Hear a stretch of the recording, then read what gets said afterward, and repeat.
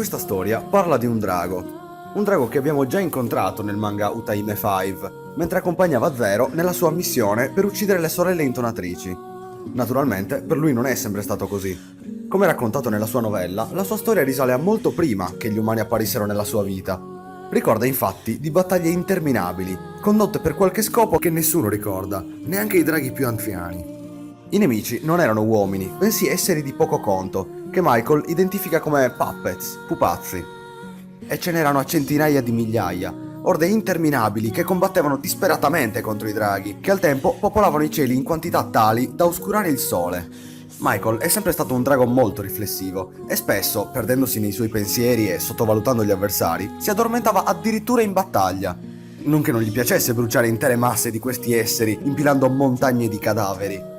Tutto questo finché un giorno non si trovò in difficoltà contro le numerose balliste nemiche, che nonostante la sua spavalderia lo stavano sopraffacendo. Il giorno in cui incontrò Red, il drago rosso.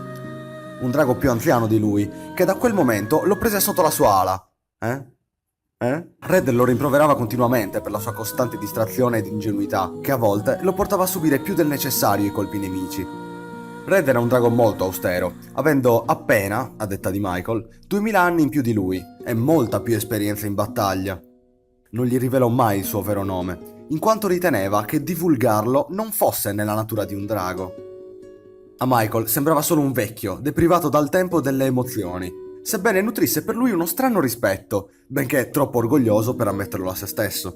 C'era un altro drago, che Michael chiamava Black, sempre per il suo colore. Aveva l'età di Red, ma un comportamento drasticamente diverso. Si riconosceva in battaglia per la sua eccezionale crudeltà ed il modo brutale con cui dilaniava i suoi avversari.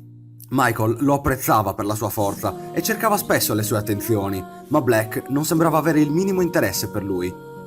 Mentre rimuginava su questo, Michael, che ancora una volta si era assopito in battaglia, viene svegliato da Red che lo riprende. Non volendo sentire un'altra ramanzina, Michael cambia discorso, chiedendo a Red una domanda che, effettivamente, lo tormentava da molto tempo. Quando finirà questa guerra?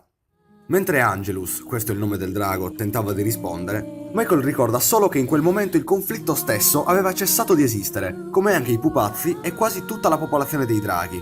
Attenzione, quello che segue è frutto di speculazioni e congetture. I fatti che stiamo per discutere possono essere dedotti analizzando le informazioni che abbiamo, ma non sono confermati da fonti ufficiali, né tantomeno dal creatore della serie. Ecco quello che probabilmente è successo. Il potere dei Watchers, che ricordiamo essere una singolarità, ha la capacità di causare una frattura dello spazio-tempo, oltre il quale, in questo momento, si trova il normale mondo degli umani di cui abbiamo parlato nel primo episodio. Questa frattura trasporta la città cattedrale, probabilmente la capitale dell'impero di questi pupazzi, e i draghi stessi all'interno di esso, causando gli avvenimenti dell'anno del calendario umano 856.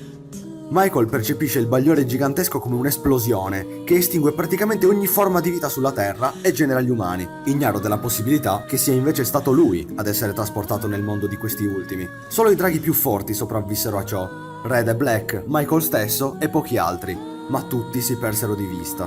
O almeno questo è ciò che loro credono. Difatti, tutti gli altri draghi potrebbero ancora esistere, insieme ai puppets, rimasti al di là della frattura dei Watchers.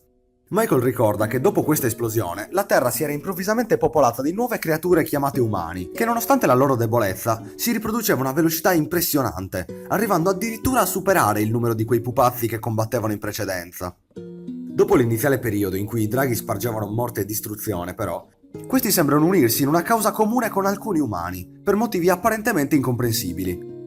Ma ora ragioniamo un attimo fuori dagli schemi. Il probabile vero motivo per cui i draghi si sono uniti alla causa degli umani è che dopo la fuoriuscita dei Watchers, che ricordiamo essere strettamente collegati al fiore, una misteriosa malattia inizia a spargersi tra gli umani. Questa malattia rende gli infetti posseduti dai Watchers stessi, rendendoli folli, seppure molto ben organizzati, tanto da formare degli eserciti. I draghi, rivali innati del fiore, e sentendosi quindi per natura spinti, anche inconsciamente, a combatterlo, loro malgrado uniscono le forze con gli umani rimasti sani, ma ne riparleremo. Pensando poi alla loro situazione di costante guerra, quasi insensata, Michael giunge alla conclusione che gli umani non erano così tanto diversi da loro e sviluppò suo malgrado una simpatia, nonostante provasse per lo più compassione per delle creature così fragili. Inoltre, con l'esperienza, aveva imparato che vivere molto significa perdere molto, essere lasciati indietro e non tenere nulla. Il drago, in fondo, sperava che un giorno qualche umano gli avrebbe lasciato qualcosa. Per questo osservava con una sorta di dolore e senso di perdita l'umano che fino a poco tempo prima lo stava cavalcando in battaglia e giaceva ora morto. In quel momento vide passare vicino Black, nel peggior tempismo possibile, e nel momento in cui incrociarono gli sguardi, vide nei suoi occhi un misto di scherno e compassione. Non ne aveva bisogno per capire che i suoi sentimenti erano innaturali, che l'avere sentimenti fosse innaturale. Michael si risveglia mentre viene calciato dalla sua compagna, che gli urla di smetterla di muoversi nel sonno. Un altro sogno dei tempi passati. Aveva iniziato a seguire la ragazza perché gli aveva suscitato un certo interesse grazie alla particolare missione di uccidere le sue sorelle, non roba da tutti.